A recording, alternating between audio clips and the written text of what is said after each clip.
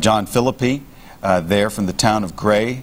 We had a report earlier in the evening from Megan Jones, who'd gone up to Gray, about 9 miles from the site, where they've had three. It's a mining village, a small mining village. In fact, it's near a town called Coal Junction, and they've had three of the miners, maybe four. I've tried to keep a pretty accurate count here from that region. John Philippi is married. He has a young son, said to idolize everything his father does, and certainly well known in the area. His wife has a visible position as well. She works at the local post office there in Gray. And then Ron Heilman, also of Gray. His wife runs a daycare center in the area, and reportedly he likes to tell them, he's an avid sportsman, and he likes to tell the kids there stories about his hunting exploits. Indeed. And he will have many more stories to tell. About some exploits the past 75, 76 hours. I guess, are we at 76 hours at this point? I think we're way beyond. Or maybe past that. In fact, in Megan's report earlier, I think she indicated that he had actually gone out to get a renewed hunting license just a week ago or so. Here's our second page of John names. Unger, mother Mary Unger. She's 87 years old. This is her only son. Mary Unger had been so distraught, and one of the few family members who had really talked throughout the last couple of days, worried so much about her son. And she has got to be absolutely elated. John is, he works the mine, but he also works cattle on a small farm in Somerset County, and they have to be excited. Randy Fogel, the other name we have here of Garrett, is 43. 3 children he has.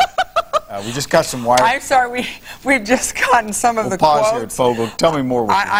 You know what? This is fitting because we're talking about these guys, and God, it's great to laugh. Is it great to laugh? Fire away on that one. These are quotes from Associated Press. From the miners. First words. First words. There's 9 men ready to get the hell out of here. We need some chew. Those were among the first words of the trapped miners when the phone was lowered. Here's another one. They're all down. These are words from Ron Svanatic of Somerset, a rescue worker. They're all down there. They're waiting to come up. There's 9 of them. We talked to them on the telephone. All 9 are alive. That's another quote that came from Governor Mark Schweiker. Wow, wow, wow. It's just unbelievable. I have no words. And that comes from mine worker Lou Lepley, who's been staffing the mine entrance for 3 days. But once again, we need some chew. You know what? Chew is something you can drop down a 6-inch pipe, 240 feet. That's right. Well deserved at that point. Can we go back to the names of the graphic? Because I'm trying to figure out. You're hoping maybe it was Tom Ford that said that. We're thinking probably yes. The foreman probably was the person who grabbed the communications device. But we're going to learn a lot about these guys. But Robert Pugh of Boswell is 50 years old. We have one listing of Boswell, one of Farrellton. Not quite absolutely positive about that, as we're trying to nail it down, and don't know as much about him. Mark Papernak, his wife Sandy, they have 2 sons, Lucas and Daniel, and apparently really committed to doting on them as well. Just incredible elation that has to be going on in those families tonight. And you talk about, what is it? Who is it who said it? Andy Warhol. Everyone has their 15 minutes of fame. Was it? Yeah. Oh, yeah. Right. 15 minutes of fame. We have really known so little about these men because the families have been so cloistered, and it's still open to question how much we will get to know. But it's my bet that a number of them will come out and speak and get far more than 15 minutes of fame, not just in Somerset County, but internationally, perhaps. And this is stuff of such great drama. I mean, it seems sort of trite to talk this way, but we are a society that just revels in celebrity. That You can see the movie right now with a happy ending. They may be reluctant celebrity. I want to play some more tape for you. Our coverage right now is really about first reactions, first impressions, and you've been getting the first draft of our reactions for the last 2 hours. We were able to show you the tape of the first indication there at the scene as they got those 9 fingers in the air. We just heard tape of the first reaction, the confirmation from the governor. And one of those stoic guys all week has been Joe Spafoni, who's just been so diligent in explaining lots of complicated things. And then when he first first came out, and Wendy Bell, and she has such a way of interviewing where she gets her hand right up on you. She has her arm across his shoulder. So let's take a look at that. His first reaction. Well, they dropped the communications line down, and I think a real quick assessment of how what the condition was, and how many are you there, and so forth. And what did they say? Yeah, they said that from the indication I got from talking to Dr. Kunkel up at the site was that they're all in pretty good shape. So I'll tell you what, we had a miracle. The people in our control room, our directors and our producers, said that after watching Joe, they were in a puddle. Yeah, I bet that. Tears were flowing copiously. And he had not slept much, didn't sleep at all the first night, a couple hours, maybe the second night a couple of hours here and there, and then just now to kind of sense that relief. If you wonder, we're going to say, if you wonder why we're babbling on here and we're stretching, and we probably should bring Wendy and Michelle back in, because we wanted to give them a break to try to. Michelle is there. Trying to get some more information, and they're racing around doing real yeoman's labor trying to confirm, has the capsule gone down. And what we're doing is we're waiting, right, Michelle, for confirmation that it's actually gone down there and someone might have gotten in it. Right? Well, no, I haven't confirmed anything about anybody getting in it. You might see something on the AP wire. We are still waiting for that. We do have confirmation that the capsule was on its way down as of, what was that, 20 minutes ago? Right. In all the jubilation, it's hard for me to keep track of time, but about 20 minutes ago, one of my very reliable sources told me that a capsule was on its way down. Now, a lot of people, in terms of all the officials, have left this site, and they are about a mile down the road, right off the road. You can actually see this whole get-up from the highway here. They are there waiting. Now, hopefully we're going to get some word soon. We're not going anywhere. We're going to stay here and bring it to you. In the meantime, I've talked to a friend of the hero. Remember of the 9 trapped, there was one guy that was trapped that radioed ahead and told the other crew to get out, and that other crew, all 9 of them, made it out. So I talked to a friend tonight of one of the guys in the crew who is now being called a hero, okay? The friend said that this guy who's a hero was very laid back, and he was kind of surprised that he was the one that radioed ahead. He said it was a miracle because the other crew happened to answer just in time, and so he has been very proud to be this guy's friend. He is confident that they're going to get him out, and I said, well, what are you going to say to your friend? What are you going to do when you see him again? And he said, I'm going to give him a big hug. And so I'm sure that hug is going to take place. And Wendy Bell is just joining me again. We are talking about the friends of the miners trapped and all of the jubilation that's going to happen. One guy I talked to said he's going to give his friend a big hug as soon as he gets out. Oh, it's going to be wonderful. I'm sorry I left you, but I went inside to go pressure those sources of ours to see if we had more information on that particular capsule going down, and we don't have confirmation on that yet as to what's going on. All right, well, I'll tell you what, yeah, the friend that I talked to, I guess we have that tape now, so take a look at my interview with the friend. You know the actual person who called ahead. Describe that a little bit. Yeah, well, he was, I guess he had went back to dump his load of coal, and he called to say there was water, there was a massive amount of water coming in. He called the other section and told them to get out, run for their lives. And through that, they just made it out. If he wouldn't have been able to get a hold of them, they would all drowned. Does that make you proud to know him? Yes, yes. So I've been praying like hell for him. Yeah. I mean, I just hope they all make it out. When your friend makes it out, what are you going to say to him?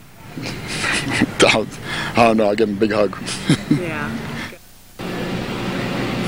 I'm sure now he cannot wait for that hug to take place. And just to see someone like, is it John Weir? What's it? Yeah, with a black...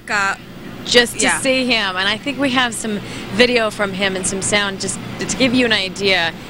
It touches so many people in so many different ways. There's a huge hulking man, a huge guy, just with his head bowed, and just so ready. Yeah, you know, we never interviewed him live before when we were here because he's always been kind of in the background. We heard from him day one in the press conference. You pulled him out. Very soft-spoken. He was in the background. But, of course, when we found out the 9 guys were live, we wanted to hear from him because he's the guy with the Black Wolf coal. So we dragged him over here to the press conference with us just to interview one-on-one. I don't think he ever looked up. I just think he just sort of stood there, exhausted, thrilled, touched, and ready for some serious sleep. Yeah, I don't know that he's going to get any. I bet he's back there at the site waiting for the capsule to go down all the way. Hopefully a guy's going to get inside of that capsule and be lowered up, raised up. Now, we're standing here. It's almost 1 o'clock. It should have happened. Of course, a lot of stuff could go wrong. As Scott was mentioning earlier, since they switched drill bit sizes, there may be a lip that might cause a little trouble, but hopefully it won't. These guys really know what they're doing, and hopefully somebody will be able to get in, and they'll get him up, and we cannot wait to bring you that footage. And I think we're going to be getting that news sooner than we think on this one, because every time we speculate something, then we do get the confirmation a few minutes later, so this could be a very interesting next few minutes. Right now, I want you to take a listen to Mr. Weir and some of his thoughts after hearing that those 9 men were alive. Wonderful. Yeah? Yeah, it's great for all the guys out there, the drilling companies, the Black Wolf mining guys, everybody. It's just a wonderful feeling for the management of Black Wolf. I'm just a spokesman for them, and it's a good feeling.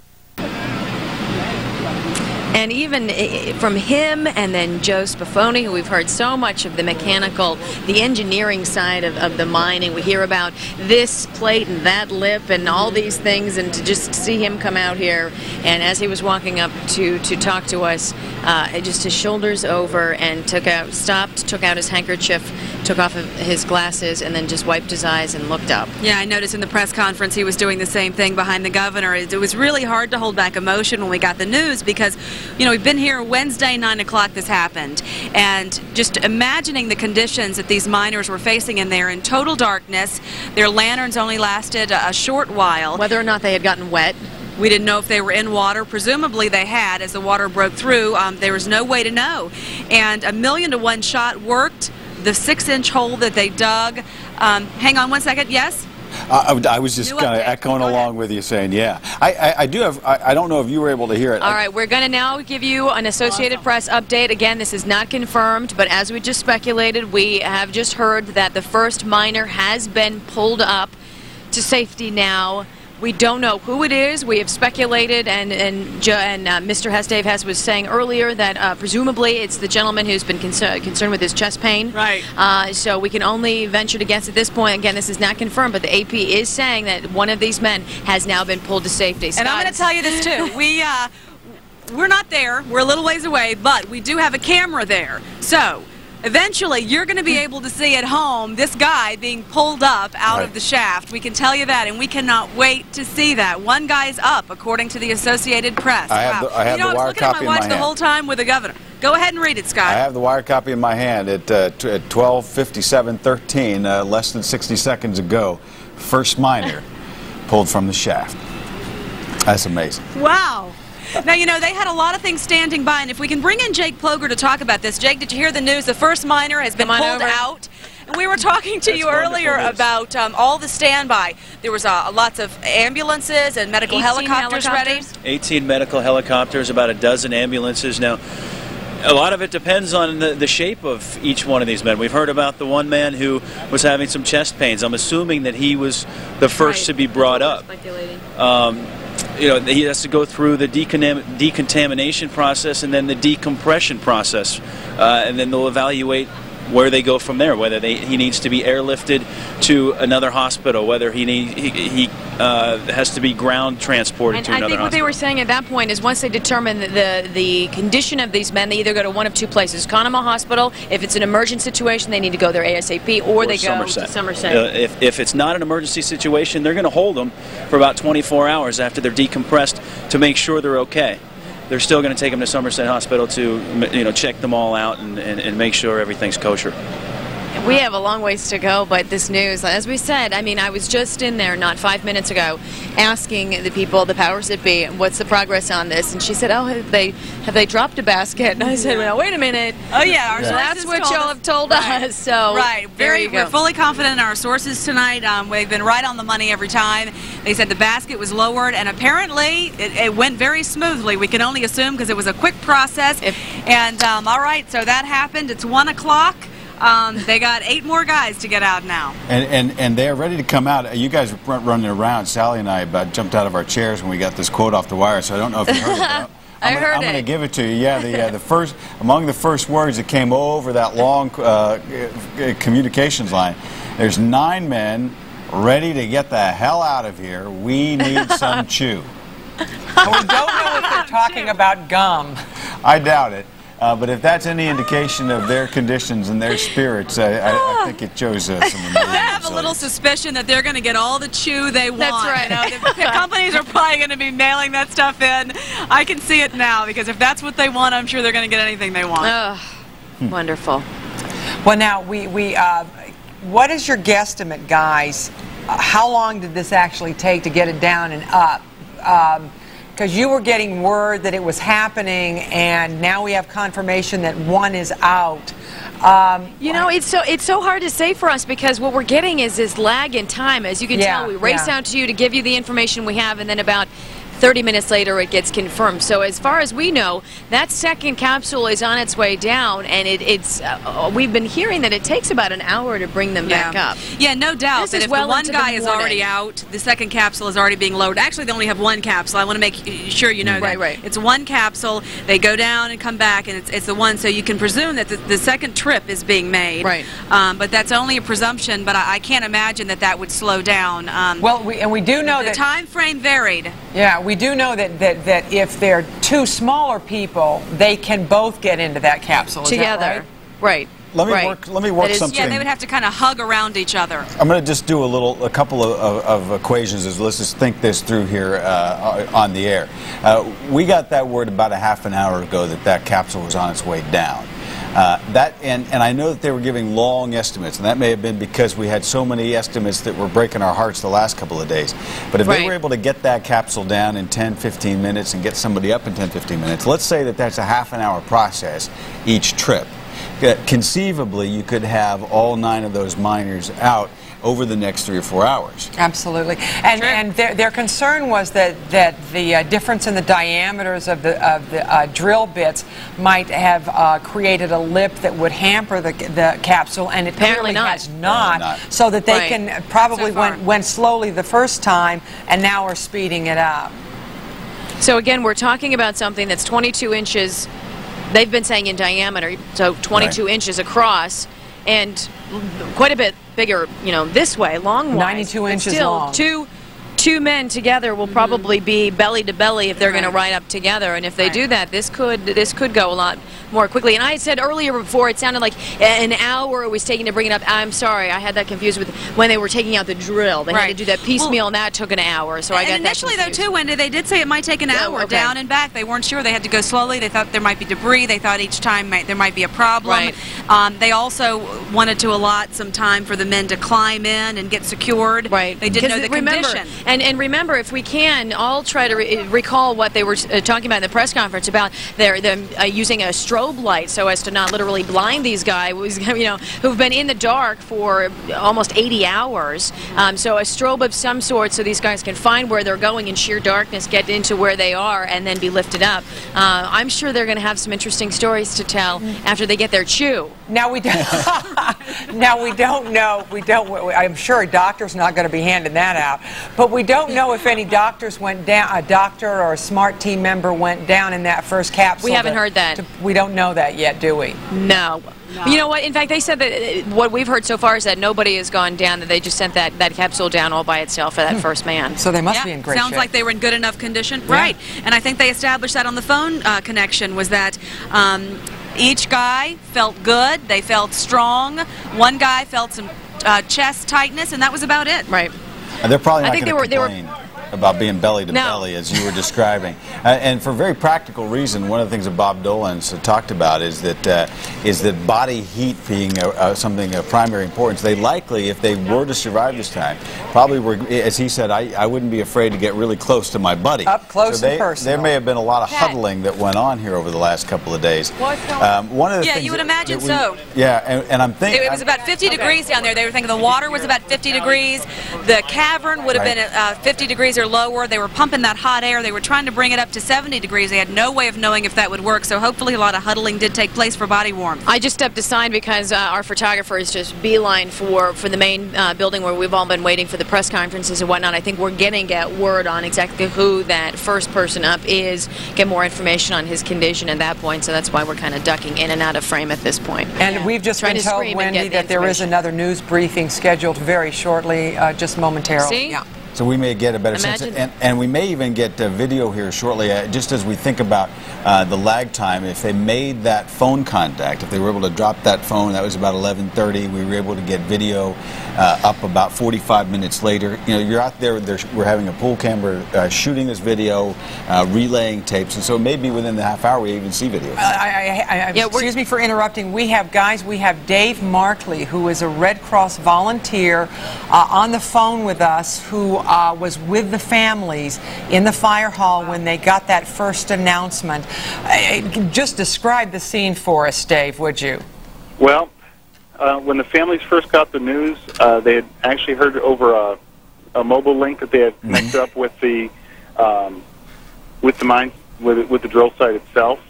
And shortly thereafter, the governor went in and gave them the information and confirmed that the miners were alive and intact. And the cry that went out was tremendous. The mood is very, very positive at this point. People are doing very, very well. A lot of jubilation going on here. Take us back to the beginning there, Dave. We know that if they made that drill bit went through and we got that word about 10:10, 10:15, right, and that within 30 seconds, the crews on the scene got taps back. Right. And so even though it was another 15 or 20 minutes before they got that phone down that pipe, did that word of the tapping get to the families over that mobile link? Had they already, by 10:15, had reason for optimism? That I'm not sure. I don't know. I had heard rumor that they had heard tapping, but I think it was presented as a rumor. That was something that they had heard before. So it was something I'm not so sure how many people really believed it. But once they got the actual confirmation from the mine workers, the mine crew that are manning the comm link, that they had actually had confirmation that the miners were unharmed, that's when they knew that this was for real. And I think that's when they a lot of the anxiety. Excuse me, Dave. We're going to interrupt you right now. We're going live to Dave Hess at the news conference. Here's Dave Hess, DEP Secretary. He presently was taken to the medical evaluation area on the drilling site. At this time, we don't have any further information available, but certainly we'll pass that along when we have it. This was the individual who was in the initial conversations complaining of chest pains, so we want to make sure that we took him out first and took him into the medical evaluation facility. Those are the basics. As we have more information, we will bring it to you. What time did that happen? 1 a.m. When did the first capsule go down? I don't have the exact time, but I can tell you that it had cap lamps, water, blankets on it. We got some word back from the miners saying that we've been waiting for you. And the mood is obviously very high. Spirits are jubilant. They are complaining of being hungry, but they're alive and healthy. And it took about 10 minutes for them to drop it. That's great. How long did that the other miners will be brought out so rapidly? Can't say for sure. It depends on their condition. That I don't know either. Was that a 20-minute round trip then? Down and up? It was 10 minutes down. They took great care bringing him back up, so it may have taken a little longer. There's a little more weight on there. Did you describe his physical, what he looked like? Don't know what he looks like, just know that he's 43. Ladies and gentlemen, he's alive. Any sense of, as he's looking at the how it went through the shaft? Not heard of any complications, so. Relatively speedy process, or 5 minutes up, 5 minutes down? It was 10 minutes down, and again, I don't have the exact amount of time coming back up. And he was able to walk on his own to the stretcher from where he was brought out? That I don't know as well. Again, he was complaining of chest pains. He may have had required assistance, but they've, taken him for treatment. And one other, we will provide you some basic information. Obviously, we don't have all the details there. One thing, we do have a pool reporter up there, but one thing we are arranging for in the very near future is a live feed from the site so we can all watch it, and also the families can watch it up at the firehouse. Based on this one, any sense of how long the rest may take? Any idea if this is... No. Well, I think obviously this was relatively smooth, but keep in mind this is still a rescue operation, and there's as we keep repeating, we want to make sure that this is done very, very safely and carefully. Obviously, this gentleman was complaining of chest pains, and we wanted to make sure we got him out as quickly as possible. Would you say this went faster than expected? In my opinion, it went faster than expected, but again, we got 8 more guys we got to get out there. Thank you. We don't know that either yet. Is that gentleman still at the site? He's on site. He's being attended to by a medical specialist. No emergency person went down the shaft? No. So went down the pipe. Were the 9 miners all together when they were found? We don't know that either. It appears that they were, because we were in contact with them almost immediately. But again, we will call you together when we have further information. Thank you very much. We don't have any further information on his medical condition. That information will be given to his family, obviously, first. Thank you very much. Okay, that is David Hess, the Secretary of the Department of Environmental Protection, announcing that 43-year-old Randy Fogel from Garrett was the first miner freed. He was the miner who was suffering from, as it has been described as chest tightness. Also, he said that it took about 10 minutes. They did drop the first capsule unmanned, and that's the capsule he got into, and it had lamp, water, blankets, and it took 10 minutes to drop it, recapping what's just been announced. We dropped it rapidly, but it came back more slowly, obviously, because it had a human being in it. Also, there was word from down there that the quote is, "We've been waiting for you," and there have been complaints that they're hungry. I can't imagine why. Just cross-checking some of the other information, I was just Randy is the one who has 3 children, 43 years old, and so you know that you're looking at calculating ages. Cousin reporting to reporters that he has a wife and 3 children. And also from Associated Press, we had, where did I put that? Oh, here it is. I apologize. He was brought to the surface and placed on a stretcher to the applause of rescue workers. I bet. And as you know, and as you're kind of following how we're handling our coverage here, we've gotten a sequence of news conferences here as the evening has gone on, briefings from officials both at the podium and to our reporters. What are you hearing? You're here now? I'm not hearing. I'm actually looking into one of our monitors, and I see that Wendy Bell is standing by. And I do understand, Wendy, they're trying to arrange a live feed from the site so that the family members can all watch these appearances of their loved ones as they emerge from the That's deaths. right. That's right. That's been the speculation all along. One of the things that the governor and the folks here in charge really want to establish for the family members, obviously so much respecting that the immediacy go to them and the respect go to them, that they get the information first, was to establish some kind of a satellite hookup so that they could be the first to see their loved ones being pulled out of this long, long shaft down into the ground, and they were going to put in that fire hall television sets. Whether or not that is coming to fruition, I do not know. And in fact, you have such a different perspective. We're about an hour hour apart from each other. I'm just a few miles away from where these men are being pulled out of the ground, but still a few miles to us seems like a whole world away. And I can tell you, judging from just what we're feeling and the entire media situation is here, as we get all of this information bit by bit, it's going to be a very nice, long, wonderful night. No problem, I'll stay up. You're absolutely, Wendy, and you're so right, because of all the marvels of media technology, when you're on the field and right there, you're able to get information from sources, but when it comes to the confirmation, we often get it, you know, over our computers and our wires and what have you before you do. Even though you know what's happening before we do, we get the actual final confirmation sometimes. It's an odd thing. It's interesting, too, because this process has taken such a long time. In fact, Scott, do we have a final count on the hours? The total hours that we've... we keep trying to do that in mind, but this was 9 o'clock Wednesday night when it first happened. That brings it, so 72, 73, 4, 5, 6, I guess we're at 76 hours here right now.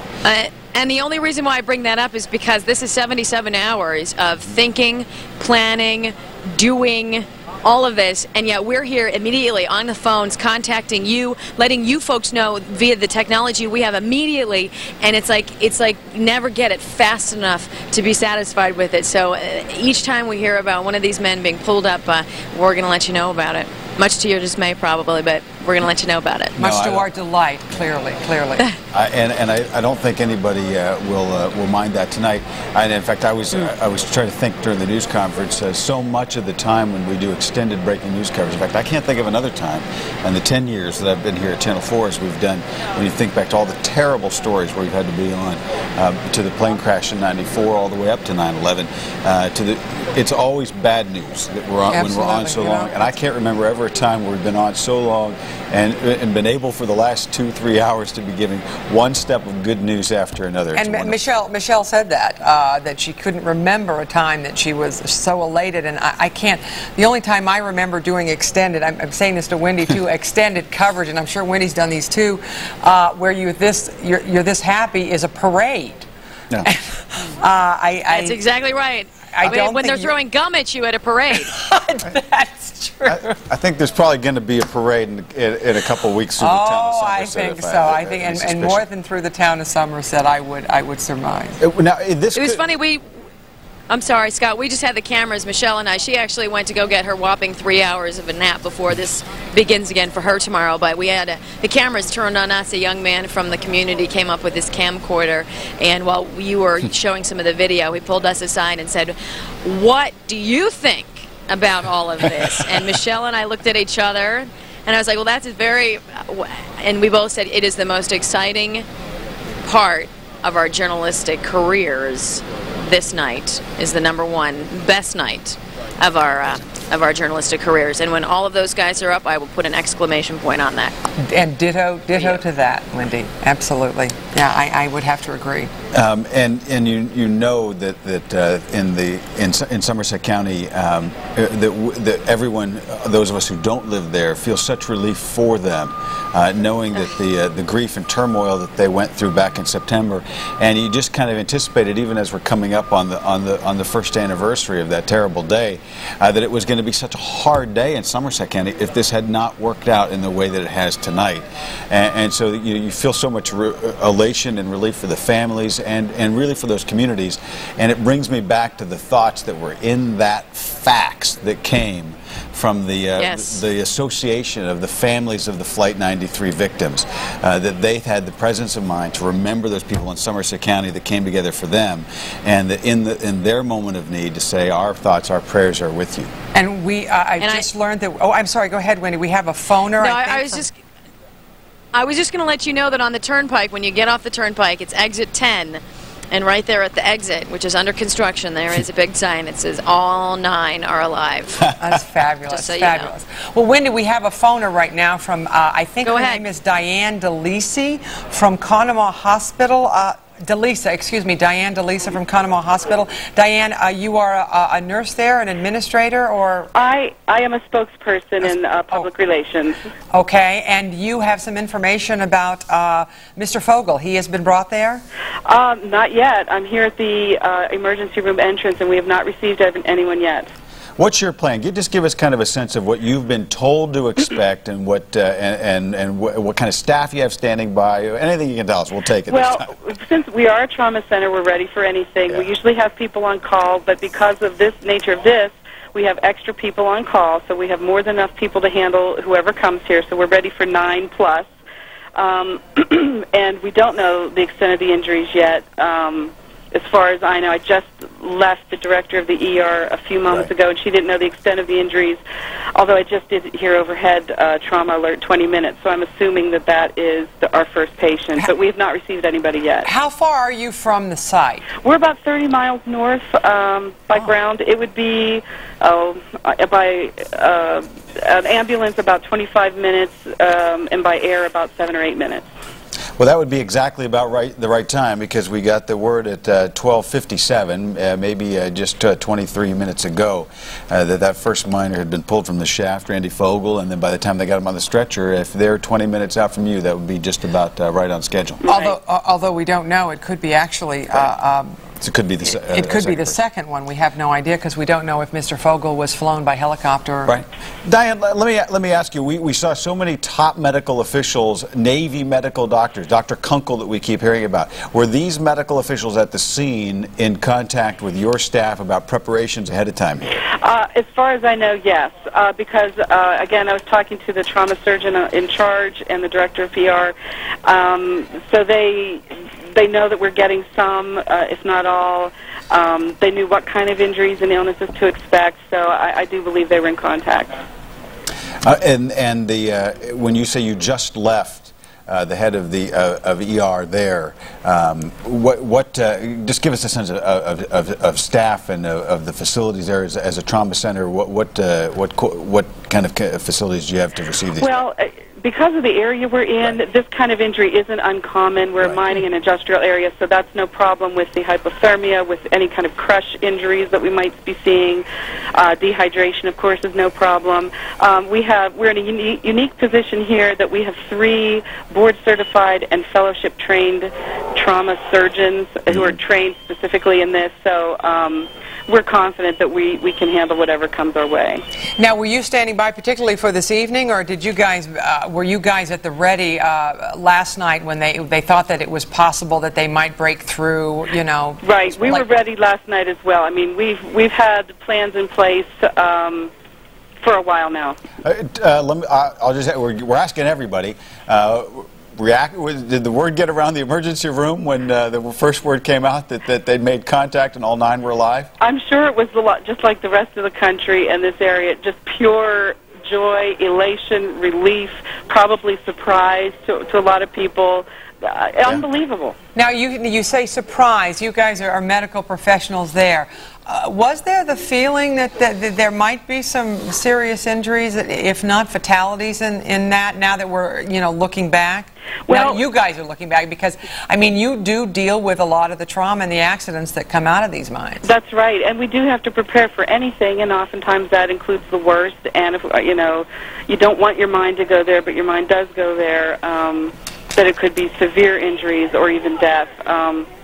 Considering the conditions and the things that happened down there, it could have gone any way, and thank God it seems to have gone the way that it did. Well, we're going to let you know, Diane, right now that Mr. Hess, David Hess from DEP, just has confirmed that a second miner is out. Okay, great. 2 down, 7 to go. Oh, great. So you may be getting company over there. Let me ask you about that. As we talked about facilities, we have 9 guys coming up. We don't know what kind of care they're going to need. Are you prepared to take all of them, or will some of them have to go elsewhere? We're prepared to take all of them. I mean, in the worst case scenario, as we're planning for this day, if they were all very critical, if they all needed surgery, probably some of them would have to go to Pittsburgh just because there's a limit, to how much we can care for. But the way it appears now, that it will be no problem handling 9, moderately or whatever they might be. injured. Now, have you guys talked about what their conditions possibly would be if there weren't serious injuries, but they've been down there 72 hours without any food and maybe some really bad water? Right. We're talking hypothermia, malnutrition, dehydration, that type of thing. Yeah, that's what we expected. All right, Diane, DeLisa, thank you so much for joining us. Oh, you're welcome. Good luck tonight. We're going to go right back to Wendy Bell, who's got some information at the site on the second line. All right, what we want to do... Sally, thank you. We want to go to the podium now. I think we're waiting for word on the second man coming up. I think we've got something right now. Stretcher. They're all being brought out on stretchers, regardless of how they may feel. And it's tending to take approximately 10 minutes down with the capsule and 10 minutes back up. Are they going to get it themselves? No age. Are they able to get into this themselves, or are other miners helping them get into the capsule? Are you getting any information? Don't have any information on how they're getting in. Okay. But you're helping them out when they get on the surface? Absolutely. As soon as they come out, they're put on a stretcher and taken to the medical tent that's been set up. Have they been able to take steps? Probably just enough to get out of the capsule and on the stretcher. How's Mr. Fogle? No further word on Mr. Fogle. Still under observation. Have you put any of your people down at all, or are these guys just coming up on their own? They're coming up on their own. Do you understand how that might go in terms of sending one of your EMTs down? At this time, there's been no indication that they'll have to send them down, but they're on standby. And you understand a helicopter took off, did that happen to the first miner, and did that happen to Fogle? I'm sorry? I understand a helicopter took off, and that happened to Fogle. I cannot confirm that. We don't have ages or residences of either of these miners just yet. You know his condition? How old is he? The second one? Yes. No word on his condition. I think obviously this is going much faster than we anticipated, which is good news. Logistically, it may be a pain for you guys, but it makes us very, very happy. But I tell you, it's really good news again. So if things run like clockwork, or continue to run like clockwork, and we hope they do, we might have another announcement very shortly. So stay tuned.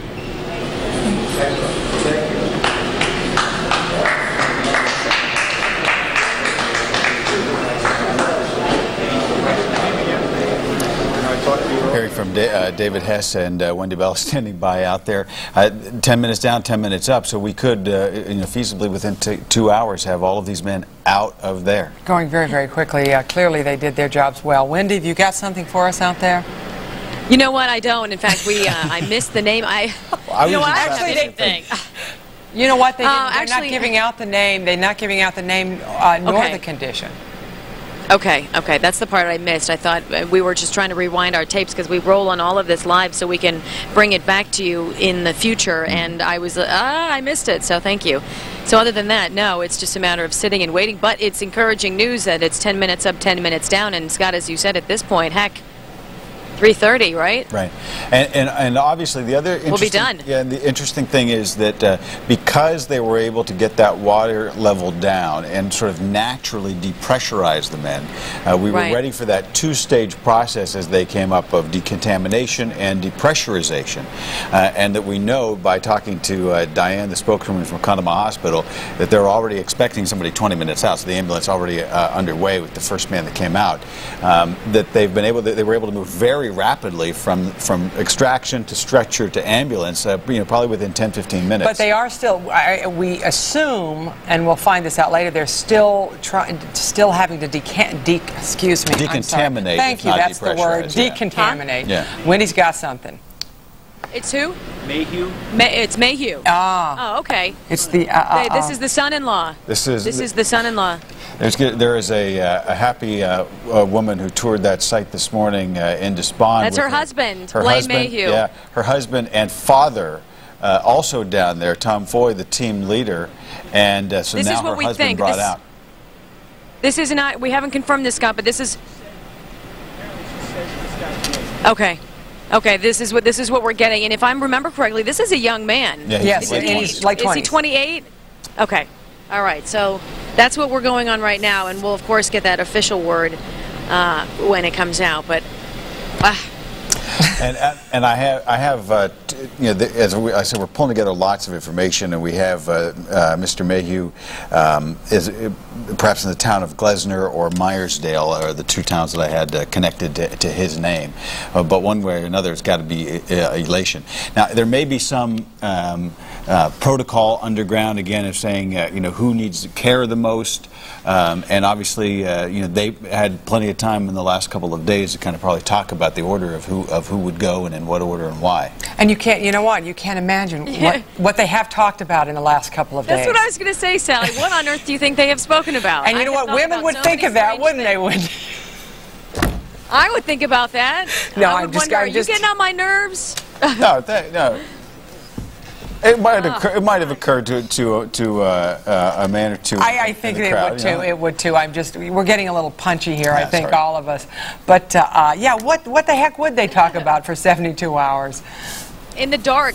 Yeah. Now, you know, Wendy, one of the things we talked about, and we'll obviously learn more. Theoretically, it is possible because of what we heard from Bob Dolans that they may have tag teamed on their helmets because they can last 8 hours each. So it may be that one man left his on, and maybe they didn't even keep them on at times. They keep them off for a couple hours, turn one on. So it may be that in that time down there, they've been able to sustain light on and off.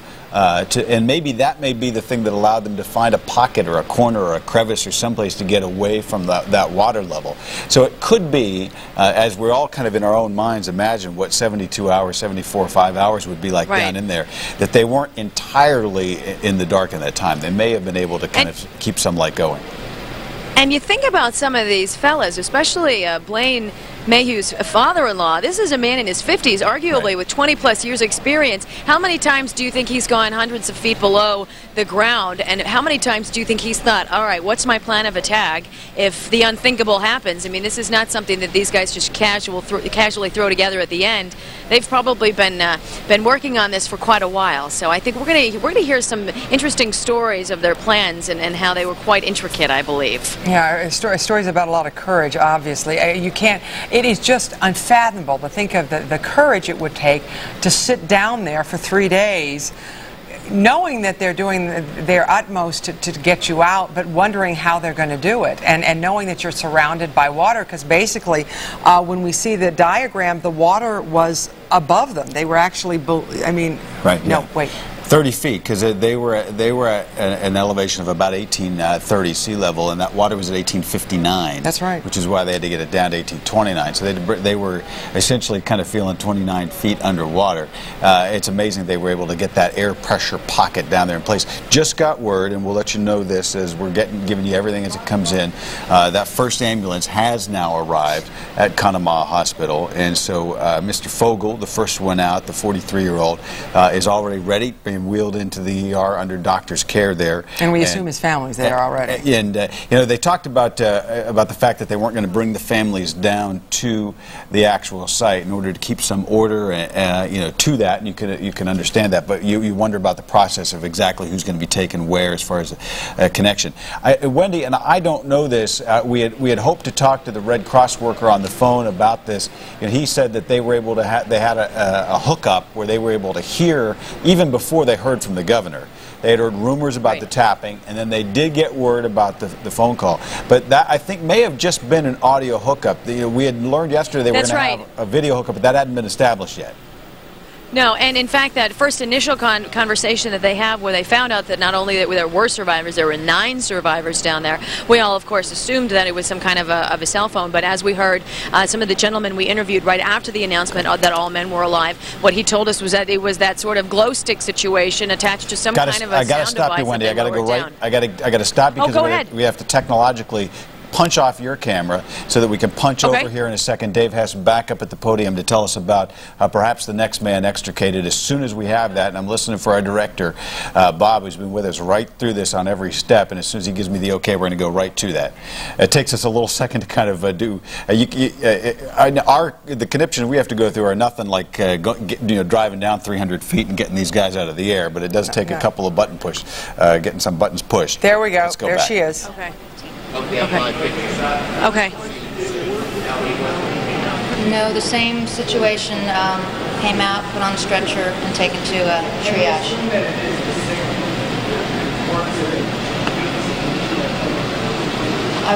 That would be a safe assumption. We definitely know the first one had some medical conditions. Third. Tom Foy, F-O-Y. Can you walk us through what's happened to each individual as soon as they come out of that escape hatch? As soon as they come out, they are immediately put on a stretcher and taken to the tents where the medical triage is. At that point, the medical folks will do the preliminary determinations to decide where they need to go from here. Have any of the three been transported anywhere else? To my knowledge, nobody has been transported yet.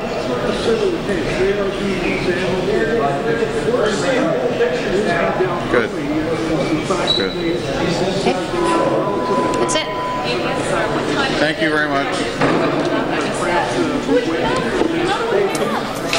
All right, we're getting information from the folks at the DEP. Again, now third person brought out, Tom Foy. He, the team leader, 51, the crew leader in this.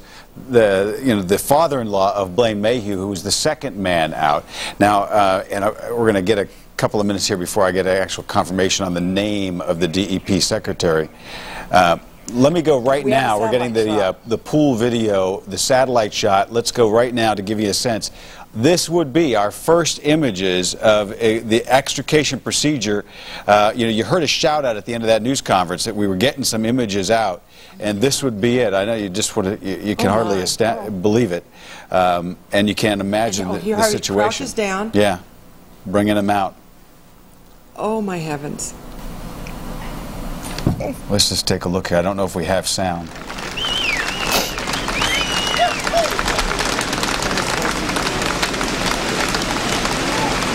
When the governor there to greet him, and he's on the stretcher.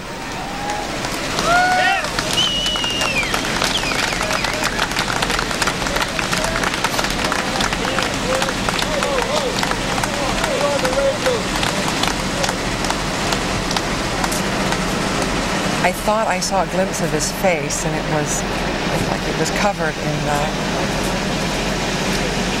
It's not probably fresh scrubbed at this point, I would say. Now, I will tell you, that we're going to have to guess here. We're going to have to think that in sequence that the video taken was likely the first man brought out. Probably that, and that was Randy Fogel. Randy Fogel of Garrett. And we had gotten the word about that about 40 minutes ago. 12:57 was when it crossed. And that actually is about approximately the time on the lag that we had word about that phone call to when we got the video of those guys out there at the scene with putting up the 9 fingers. And you could see, though, that they do have room in there. It didn't seem that tight a fit for the one person, and then they have to crouch down and kind of swing themselves out. And he looked like he was actually in good shape. I don't know if you heard it, but the spokeswoman at the DEP who was speaking, and I did miss her name. We'll probably try to get that here shortly. She was asked the question about transport to the hospital, and just to make sure absolutely in clarity for the audience, she said that she did not have any word on people actually having been transported. We had actually already confirmed by first talking with the spokeswoman at Conemaugh that they were expecting somebody, and the AP confirming that there had been, the ambulance had actually arrived at Conemaugh Hospital. It's about a 30-minute trip from the scene. So they've worked rapidly to get them out and rapidly to get them to the hospital. Would you mind if we played this tape over? No, we're going to. That's what I'm saying. That's what I'm sitting here looking. We've got this tape again, guys. And this is unedited stuff as it comes. Oh, I see there, and there it is. They pull that up so you could see his face. It actually is a fairly tight fit when you look at it from that angle. And if we had any doubt about moisture, about the conditions in the cave, they're damp. They do look like they have been through the ringer on this one. You wonder, could they have the headphones on? You wonder if those were things that went down in the capsule. Some of them do carry headphones because of the noise. I think I was told that in their equipment. Some of them don't. He slipped right out and onto the stretcher. That team in blue, we talk about the various teams at work here.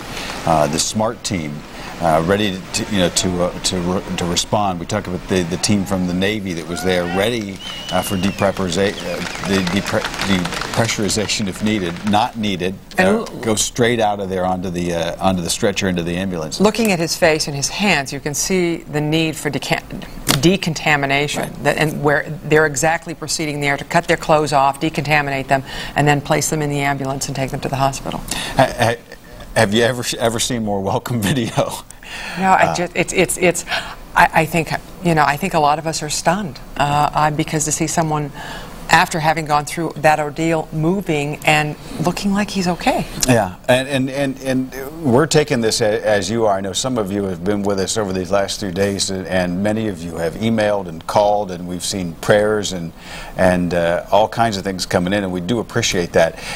It's really amazing. As we were, we went on at 6 o'clock, ready for a news conference, planning to just do the regular newscast. We were on until 7. We had so much information to get through as they were making progress, and then we had that news conference that came up at 10 o'clock. So and we came out to get that update, not really knowing what would happen, expecting it might be brief. And here now, 3 hours, 40 minutes later, we're still on the air, and each 15 minutes bringing another amazing development in the story. Yeah, it's interesting in retrospect. You think that it was just over a month ago.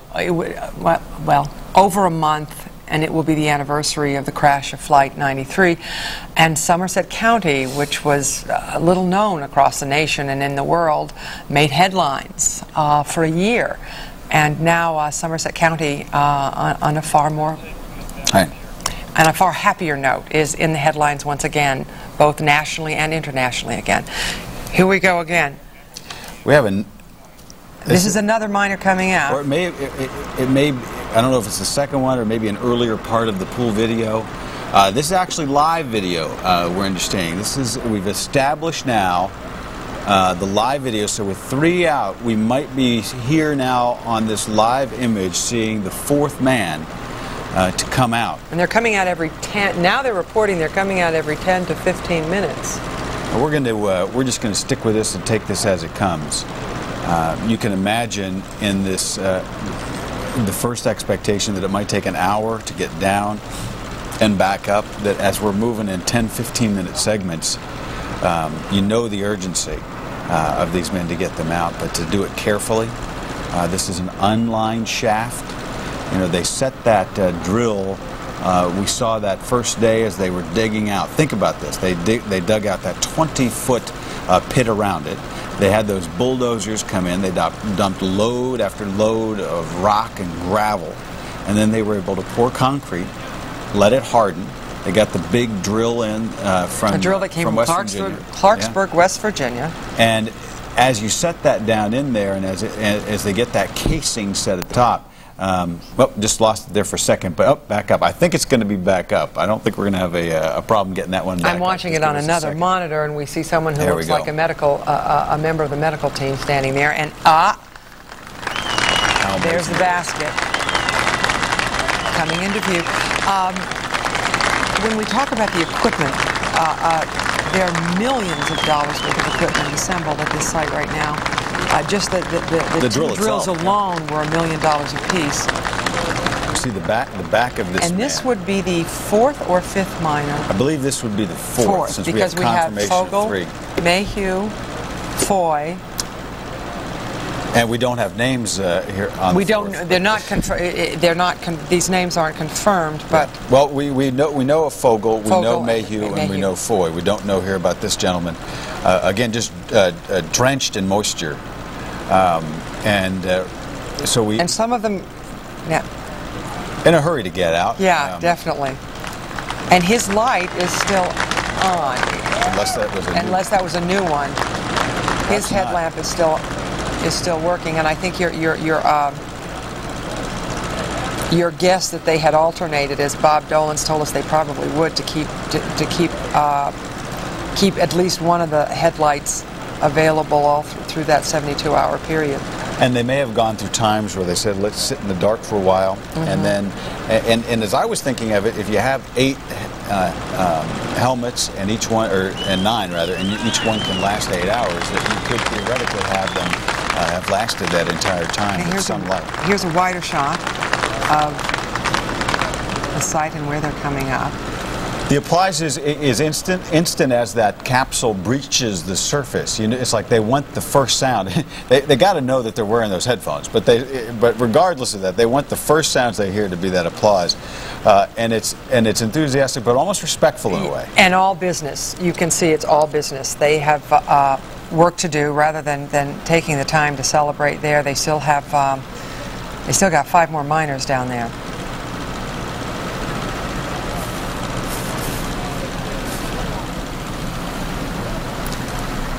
And coming out far more quickly than I think even David Hess imagined.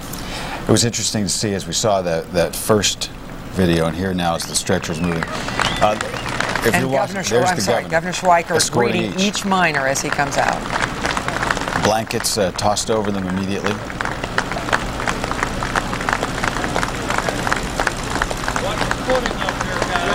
You are looking at live video. This is not tape.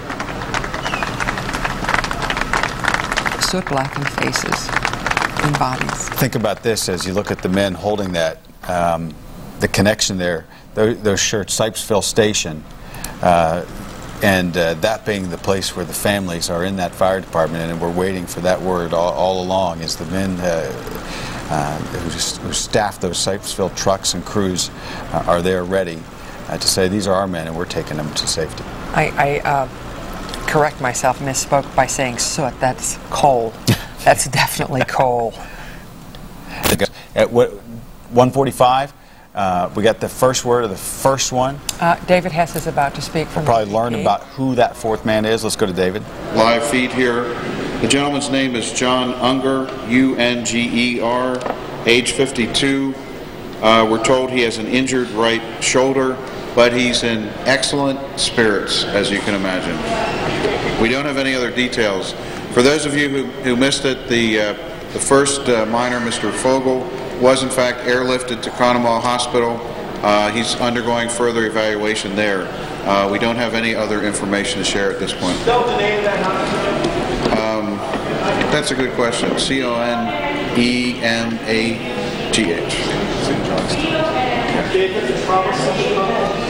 Yes, Conemaugh Hospital is in Johnstown, Pennsylvania. It's the nearest trauma center. And again, this was all part of prearranged planning for medical evacuations. Thank you very much. We hope to have another announcement shortly. David Hess, the Secretary of the Department of Environmental Protection. This is a local story, a family story for so many in this region who've been connected to watching the saga of these miners. But you hear a question, Conemaugh Hospital, where is that? You know, how do you spell that? Being aware that as we've seen the wider shots of that room, that we have just dozens and dozens of media crews. In fact, these signals, the live signals, are being carried live worldwide right now on some of the all-news channels as they try to understand what's going on. And that was, I think, the first confirmation we had about the helicopters being put into use. We had speculated that perhaps Mr. Fogel had been, when I heard that it was 30 minutes, that he would perhaps be choppered, he'd be medical helicoptered into Conemaugh Hospital, which in fact, reiterating, is in Johnstown, yes, right? And is a. And this is a live shot Governor of Schweiker. Governor Schweiker with his arm around Joe Sfavone and his arm around the governor. Bonds formed here that will probably last a lifetime. The DEP Secretary, Dave Hess, is joining us live right now. And I think you won't mind, Mr. Secretary, if you don't get a lot of FaceTime as we listen and talk with you and ask questions and maybe try to keep a live lookout at that site on that live feed. 4 men out this fast, this is beyond expectation, isn't it? I think this is going much better than we expected, obviously. It's just tremendous. So far, so good. Like I said earlier this evening, I'm not going to be happy until all those 9 guys are out of there, and so far it's gone very, very smoothly. Well, it's very clear that while there are cheers and some whistles as they come out, they're just very businesslike. They get them on the stretcher. They don't even take a step. They move them off, and then they lower the basket back down. Now, can you confirm for us that there are no hyperbaric chambers being used? They're going straight into decontamination. Is that right? Decontamination is the first step. As you can see, as they come up, the guys are dirty. They really need to be washed off and decontaminated so that they can be looked at more thoroughly. What you're seeing is at least 2 days of practice. These guys down there, the rescue teams and the medical response team, trained with live people. They put people in stretchers. They actually carried them up the exact same hill that they would use. They put them in the medical tent. They've practiced and practiced all this. I got a lot of questions, and I know you may have to run off, so we're going to rattle them out here quickly. First of all, are all of these men going to go on helicopters? Are they all going to go to Conemaugh? The first miner, Mr. Fogel, was airlifted to Conemaugh Hospital in Johnstown. They are being evaluated, and whatever medical treatment and assistance they need, they will get either at the Conemaugh Hospital Trauma Center, or if they don't require immediate assistance, they will be going to Somerset Hospital. Now, were members of the SMART team on the helicopter with Mr. Fogel? Or do they accompany him to the hospital? I can't confirm that, but obviously the SMART team folks are in charge of this part of the operation, right from the stretcher up to the medical evaluation area. And Mr. Hess, have the families been taken to the hospital to meet their loved ones when they arrive there, or are they still at the fire hall? The family members will meet up with their loved ones at the hospitals. We have a direct phone line to the firehouse where all the families had gathered, so we tell them individually where they're going, what's happening. Obviously, Governor Schweiker puts a priority in letting the families get this information first. Are they being I'm sorry, Scott. Are they being escorted there by state police, or are they going on their own? I don't have any other details on escorts or anything else. That's all being handled over the other site. Okay. We'll try to get some more information later, obviously, but I tell you, the best picture I've seen is those miners coming up there and walking a couple steps to that stretcher under their own power. Can you recap some conditions here? We've had 4 men come up. We know that, as you're talking, Mr. Fogel concerned about some chest tension, and you mentioned that John Unger had perhaps an injury to his right shoulder.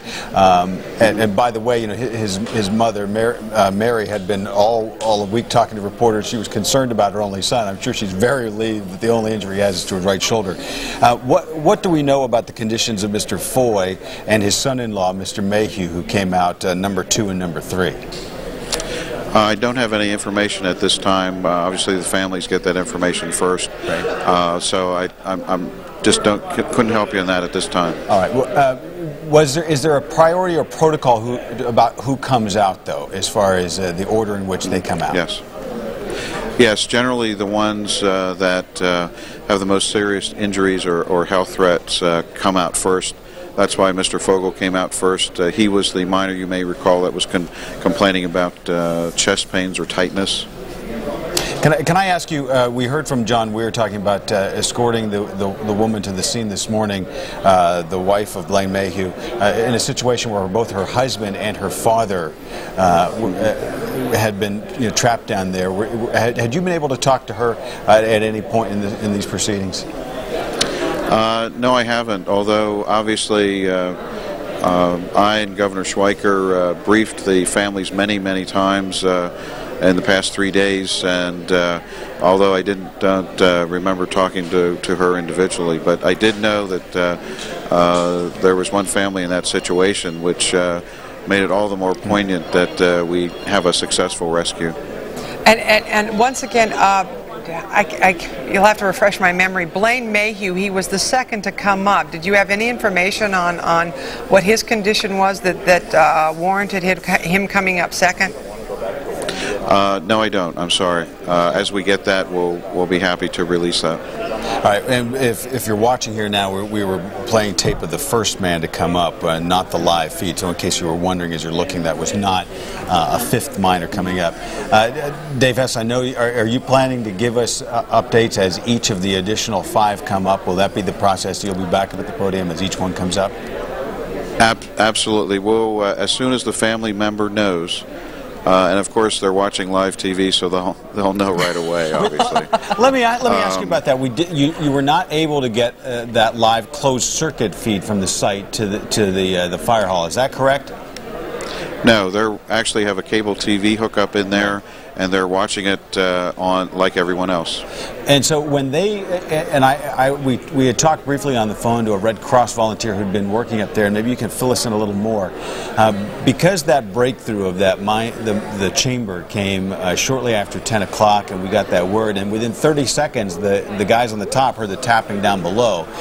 They told us that rumors then went through the room that this was that they'd had contact, but they wanted to be cautious, and that they did get, before the governor actually came in to confirm everything, they had gotten word about the audio conversation through that pipe and about the nine fingers. What exactly was the sequence there? Was there a person designated at the fire hall to get the relay from the site with that word? Yes, we had a direct hookup from the command center trailer at the drill site directly to the fire hall. And to a phone line or a speakerphone? It was a phone line, and people at each end relayed information to the people there in the fire hall. Well, you have to be a mix of exhaustion and elation at this point. Has the reality of what's transpired in the last 3 hours has sunk in at all?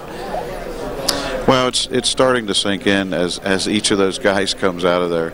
But I tell you, I had the easy job because basically all I did was stand up. I mean, those guys that Mr. worked Hess, on that team. I'm interrupting you because it looks like they're pulling somebody else up on our live feed. So you're probably going to be hitting that podium again. We'll let you go right now. Thank you, sir. Thank you very much for joining us, David Hess. Thank you.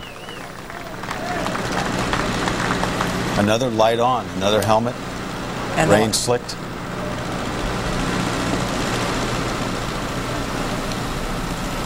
I'm sure you'll appreciate it at home if at some of these junctures we just kind of take this in and shut up for a while. I'm sure you want to mind that at all. Let you just sort of absorb it. 5th man out, 4 to go.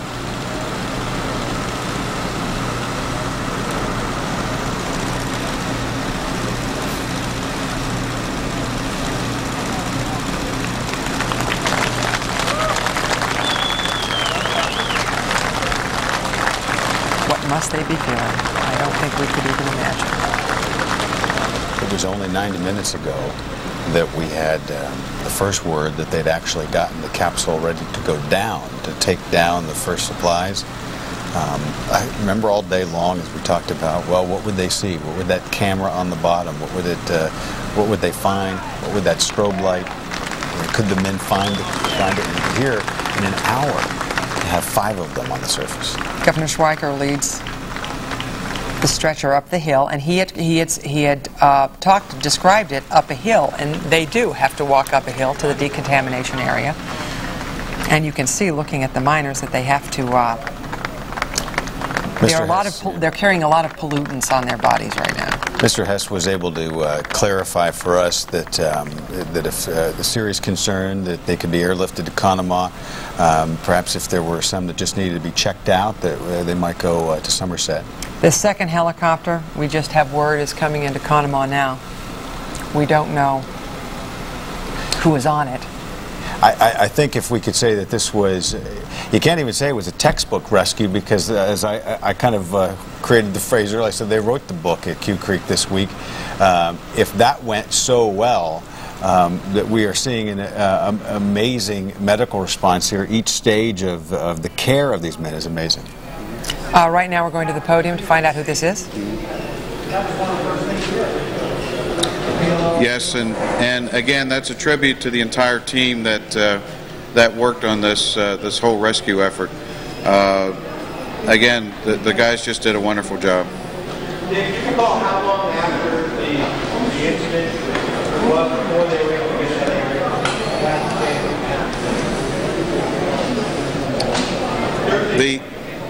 Well, I do know that I think it was approximately, let's see, it happened on Wednesday, correct? It was 3 a.m. when we put the 6-inch well. As I recall, Wednesday, early morning Wednesday, about 3 a.m., they put that 6-inch hole in, and that's when they started the compressed air. I mean, all right, yeah, I'm sorry. This is a very simple problem in the order of the kind of major mechanical problems we see on that site. And the irony is we're looking at their headlamps. Clearly, the batteries are still working. Our battery just failed there, so but we're back up now. Pull those things out, plug them in, and we're back online. There's a new battery in. Let's go back to the news conference. Exactly where their loved ones are being taken. The miners will be reunited with their families at the hospital facilities they go to. I do not know where, which hospital. Okay, thank you very much. Hopefully we will have more good news shortly. We do have some reports right now, and I think this is accurate, that John Philippi is the man who's come out number 5. He, one of those men from Gray, the one we said who's got the son who just kind of idolizes him. Yeah. And now he's a real hero. I mean, not that he wasn't already a hero, but now I think exponentially more.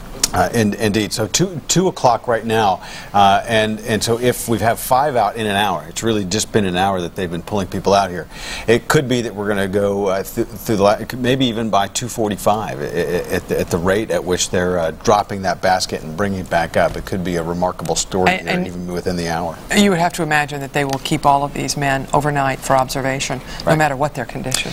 We did not designate her earlier, and in case we have to go back to the podium and don't have to in the future, if you're wondering, the woman that we see at the podium, we had not heard from her before. I understand it's Amy Lavalier, who works for one of the federal agencies. U.S. Department of Labor. She's from the U.S. Department of Labor in the Mine Safety Office. Right, and you have lots of overlapping organizations, federal and state.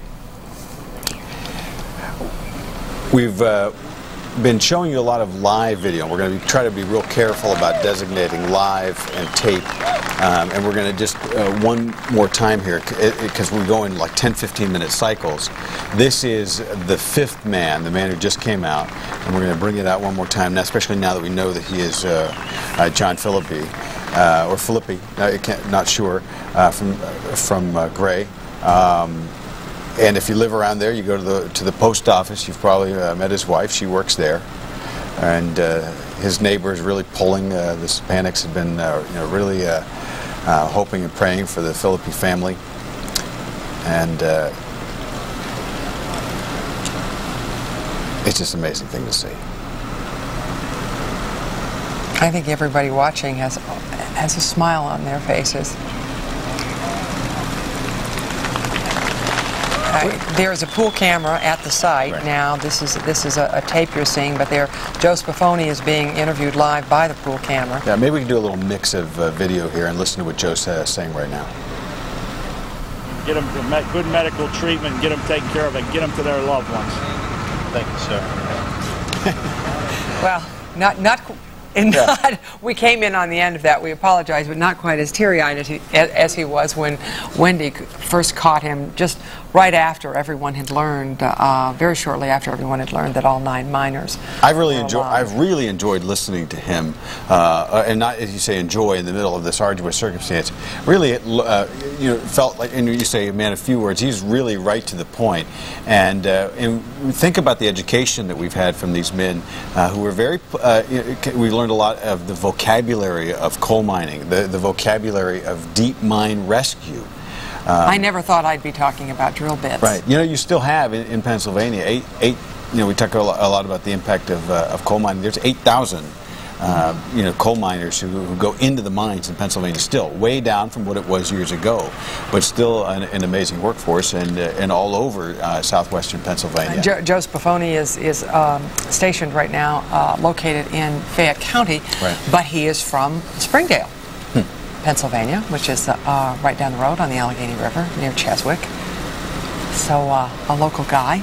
And he could hardly. Local guy becomes famous. He could hardly process it as we talked to him. He had a real knack for taking very technical terms and really complicated from a physics standpoint and boiling them down so we could understand them. And here's number 6.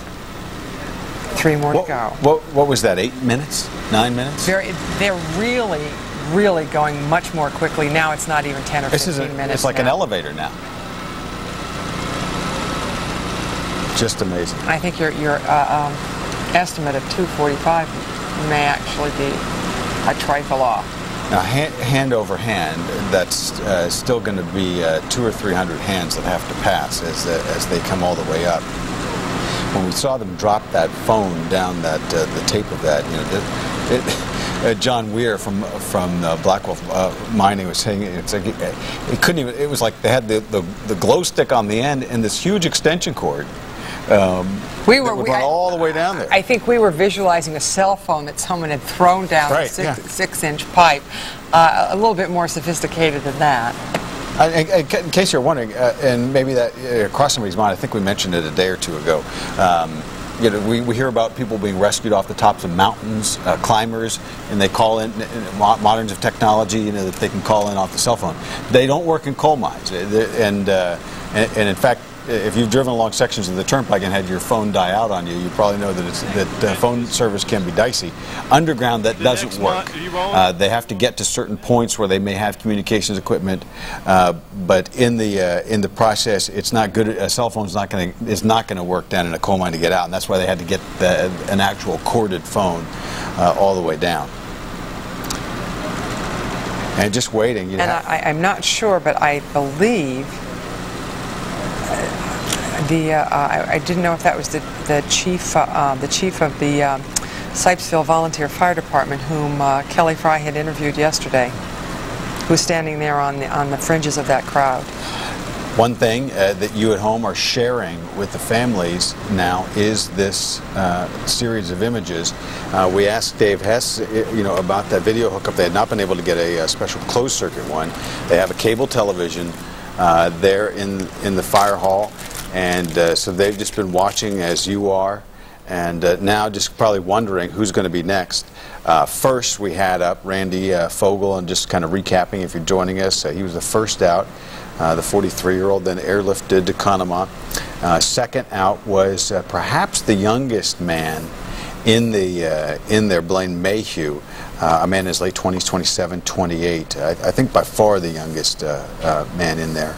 And third to come out was Blaine's father-in-law, Thomas Foy, who was the crew leader, the 51-year-old, and the one we believe who gave that command that saved the first 9 men, where he just got on the phone and said, "Get out, the water's coming."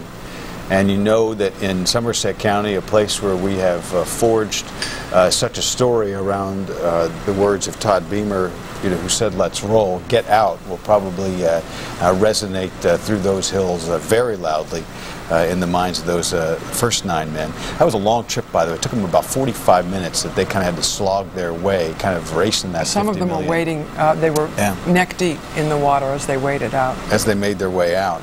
So a lot of credit to the the friend that Michelle talked to was saying just how kind of calm a guy Tom Foy is, and they're real proud of him.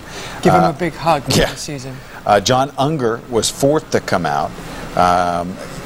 It's interesting how we're getting some information about conditions. We know Mr. Fogel had maybe some chest tension.